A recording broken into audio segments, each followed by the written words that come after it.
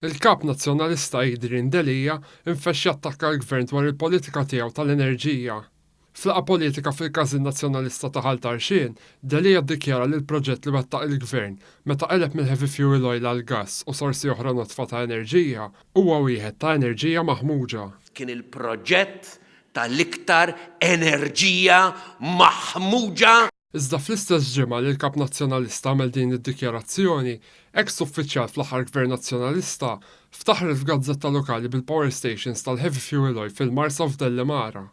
Saħaqet li wara l-inqalaw ħsarat fl-interconnector, il-Gvern missu reġa' xel dawn il-powerstations biex jagħmlu tajjeb għal qtuħ tad-dawl. Fl-istess ġimgħa wkoll il-midja ta' Delia rrapportat li l-Gvern aġġel meta żar mal-kollox l-impjant fil-Marsa, kif ukoll qedem impjant tal-ġenerazzjoni f'Delimara. Impjanti li fi żmienhom kienu waslu għal kontijiet għoljin ferm tad-dawl u problema ta' kwalità tal-arja fin-nofsinhar ta' Malta.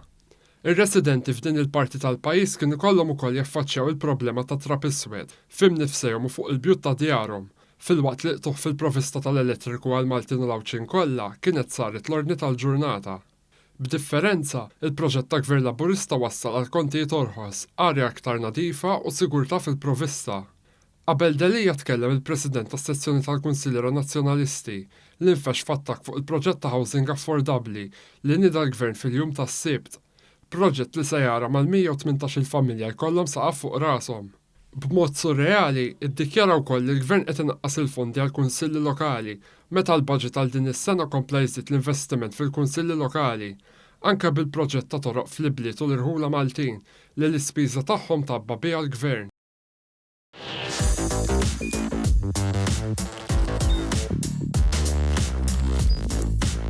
Idħol fuq one.com.mt u hemmhekk tista' tara l-programmi kollha li jxandru fuq One permezz ta' One Play.